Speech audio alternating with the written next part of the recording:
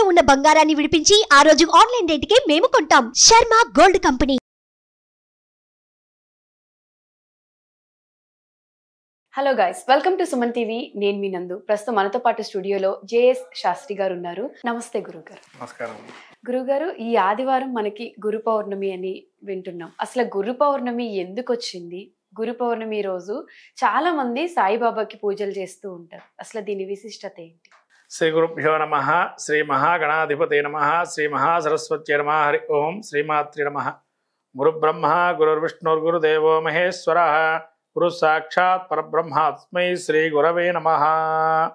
మనకు గురు పౌర్ణిమ చాలా మంచిదైనటువంటిది. ఈ గురు పౌర్ణిమ అందులోనూ ఆదివారం రావటము చాలా విశేషంగా, ముఖ్యంగా అందరికీ తెలియంటే శ్రీ విద్యోపాసకులు శాక్తేయం కానీ ఏదైనా ఉపాసన జరిలో ఉండేటువంటి వాళ్ళకైతే బాగా గురువు విషయం కూడా తెలుస్తుంది. గురువు అంటే ఏంటంటే చీకటి ప్రాదులో వెలుగునిచ్చేటువంటి వారు గురువు.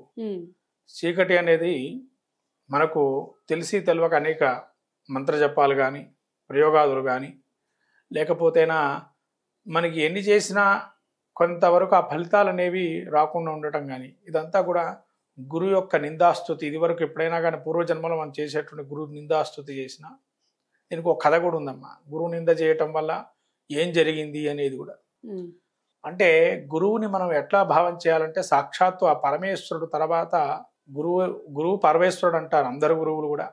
ఈశ్వరుడే గురువు అందరికీ కూడా.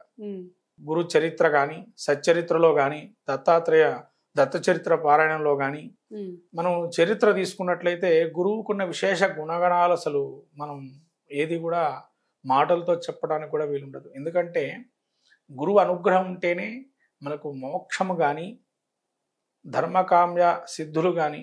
ధర్మకామ్య సిద్ధులు అంటే ఇప్పుడు కాలంలో మనం చేసుకునే ద్రవ్యము శుద్ధి కావాలి అని అంటే గురువు అనుగ్రహం ఉండాలి. మనం చేసుకునేటువంటి ద్రవ్యంతో పాటు మన యొక్క కోరికలు తీరాలంటే గురువు అనుగ్రహం ఉండాలి.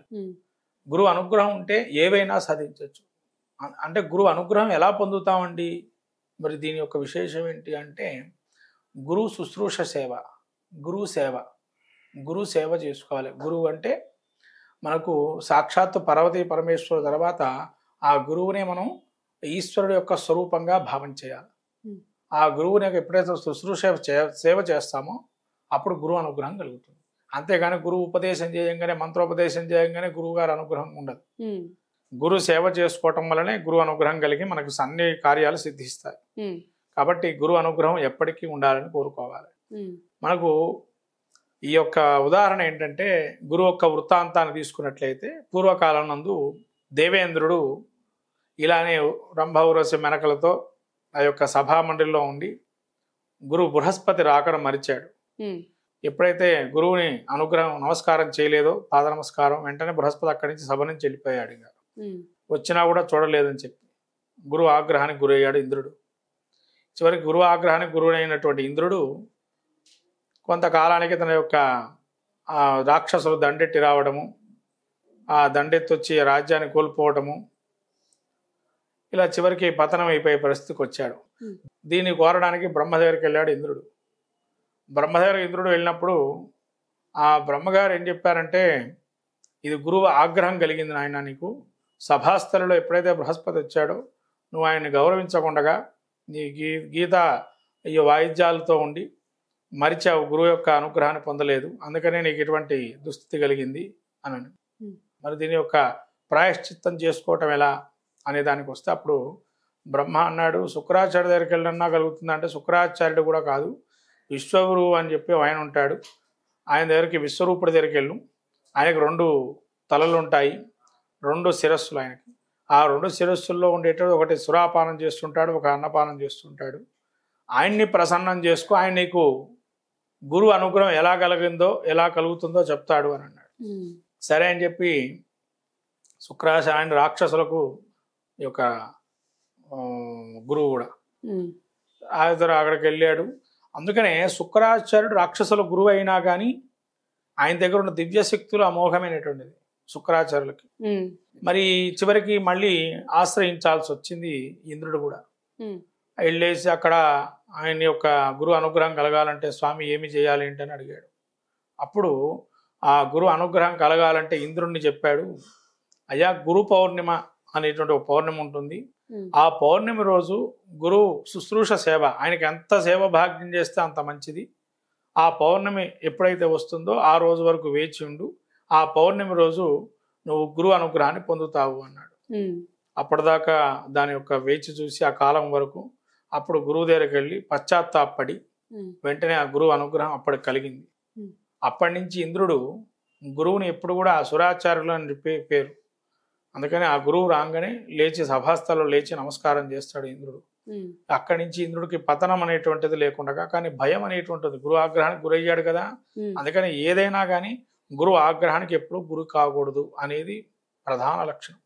ఈ విధంగా మరి ఎవరెవరు చేశారండి? దత్తాత్రేయులు జగద్గురువుగా చెప్తున్నారు ఇప్పటి వరకు కూడా. దత్తాత్రేయులు వారు మొదటిగా గురువు, హయగ్రీవుడు, బాదనారాయణుడు, శంకరాచార్యులు, తర్వాత గౌడపాదులు, శంకరాచార్యులు, ఇలా మనం శివుడు చివరికి శివుడే గురువు అని చెప్పి మనకు దత్త చరిత్ర కూడా 54వ అధ్యాయం 52వ అధ్యాయం సాయి చరిత్రలో కూడా శివుడే గురువుగా చెప్పబడింది.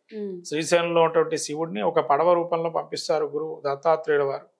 కాబట్టి ఇటువంటి ముఖ్యమైనటువంటిది గురు పౌర్ణిమ. ఈ గురు పౌర్ణిమ రోజు ఎవరిని ఆరాధన చేస్తారు? దీన్నే వ్యాస పౌర్ణిమ అని కూడా అంటారు. ఎందుకంటే అనేక పురాణ ఇతిహాసాలు రాసినటువంటి వారు వ్యాసుల భగవానులు.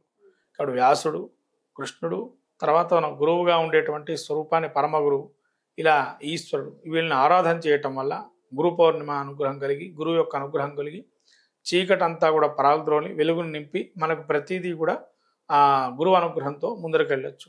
దీనికి అజ్ఞాన తిమరాంధస్య అంటే, అజ్ఞానం అంటే మనకు తెలిసి తెలియని జ్ఞానంతో ప్రవర్తించటగా మాట్లాడతాం. కానీ మనకు అజ్ఞానం పోవాలంటే పూర్తిగా గురువు అనుగ్రహం, గురువు యొక్క అనుగ్రహం ఉంటేనే ఆ యొక్క పరమ గురువు, పరమేష్ఠ గురువు, పరగురు అని చెప్పి మనకు అనేకమైనటువంటి గురుస్థానాలు ఉన్నాయి. అలా గురుస్థానాలని మనం ఎప్పుడైతే ఆరాధన చేస్తామో వాటి అనుగ్రహం వల్లనే మనకు అజ్ఞానం అంతా వీడుతుంది. అంటే ఒక నారికేళం ఉదాహరణ ఏంటంటే, కొబ్బరికాయ ఉంటుందండి, దానికి 3 కళ్ళు ఉంటాయి. అందరూ కూడా చెప్తూ ఉంటారు కొబ్బరికాయకి 3 కళ్ళు. ఆ 3 కళ్ళు అంటే ఏంటంటే, 3వ కన్ను ఏంటంటే గురువు యొక్క స్వరూపము. అందుకని కొబ్బరికాయ కొట్టిన తర్వాత మనకు ప్రసాదంగా 3 కళ్ళు ఉన్నటువంటి కొబ్బరికాయని ఇస్తారు. అంటే ఏంటంటే, 2 త్రిమూర్తి తత్వాన్ని సూచిస్తుంది అక్కడ, తర్వాత గురు స్వరూపాన్ని చూపిస్తుంది, అందులో త్రిశక్తి స్వరూపాన్ని చూపిస్తుంది.